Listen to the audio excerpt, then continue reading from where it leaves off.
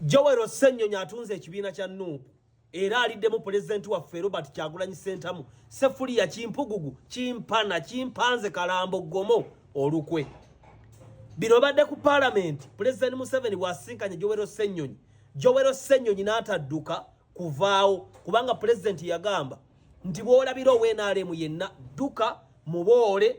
mu bigambo bye Kyagulanyi Robert Ssentamu yagamba bw'ati.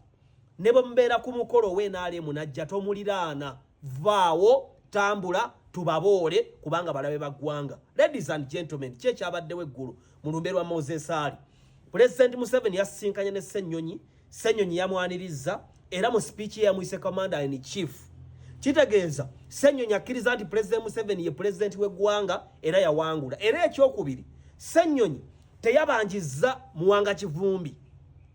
kubanga nabadde ndowooza nti Ssennyonyi onaalaba ku President Museveni ng'amugamba gwe mubbi gwe eyabba Kyagulanyi Robert Ssentamu akalulu vaawo wano genda parliament gwanga terikwagala Muwanga Kivumbi ali luddawa teyabyogedde. Omanye ebigambo bino byansanze eri mukafo nafunye akafo akapya wenshutingira akafo akasirifu neba ne mu Kampala wakyali ebifo ebisirifu nga la Plateau olaba Esseguku Katale eri ku Hill Road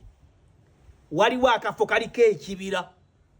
mwagala pate meeting za mbaga meeting za kika kutawuluza nkala za family kusamba mukapiira kola kodduiro kwokya michomo kwokya nyama kola practice za kuyimba kuzina na biki akafo bakayitala Plateau kayino omukyala baamumpa ku simu semulabangako oba mukyekye bannanga ayogera bulungi alabeka na mulokole alabeka na mutuukirivu hello omanyi waliwo babosi b'okubira ng'alina akafo kalinga essabo naye nga inaali bw'ati naye omukyala namwagala bakayitala Plateau nja kabalaga nga ngenzeeyo gye kakati Ssennyonyi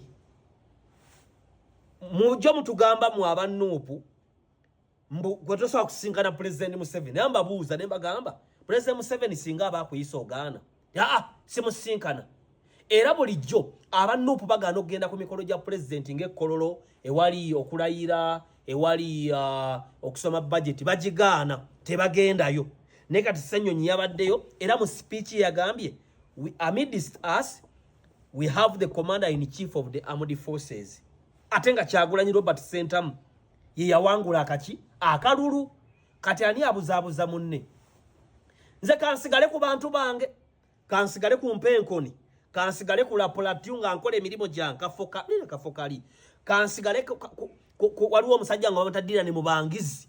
kansigale wadira ne mubangizi buwekula south kansigale ku Dr. Hilary Kisanja senior presidential advisor kwaguli business wamu ne value addition kansigale ku mpenkoni kombucha kansigale mu ghetto structure ku State House kansigale nga nkola emirimu gya kubukedde kansigale ku bagagga bange mpenkoni kombucha mpenkoni basopu Stuart Coffee kansigale awo kansigale kudirani wange mubangiza akoledde abantu bebuwekula akoze buli kintu kyonna mu myezi yakalondibwa constituency amasa bweti nga sigenze mbafera abo kyokka abaana bali makomera bw'abanga abaana bali makomera lwaki Ssennyonyi teyaleekanye nti mu President Museveni abaana bate nze ngonzijamu NRM nga ngenda era ku la Plateau tewali nkiiko za Nuupu bino si bya bufuzi si bya bufuzi tolowooza nti akafo kali kalungi mujja genda eyo mbu muteese bwe mujjako gavumenti genda oteeseze ewa nnyoko kali akafo kaffe abantu abataleekaana batakola fujjo bakayitala Plateau kansigale waddira ne mubangizi kansigale ku bagagga bange kansigale wa Hamu Kigundu kansigale wa Jenosale kansigale ku Bukedde nkola emirimu gyange kampeereze Katonda bannabyabufuzi obeesigira bwereere baffere bayaaye bagamba Bobi Wine bamubba akalulu n'adduka ne balayira Lopo ne bamulonda Lopo yayaniriza president ate nga Kyagulanyi tugamba nti president wali duka vaawo naye mu abavubuka abagoberera abo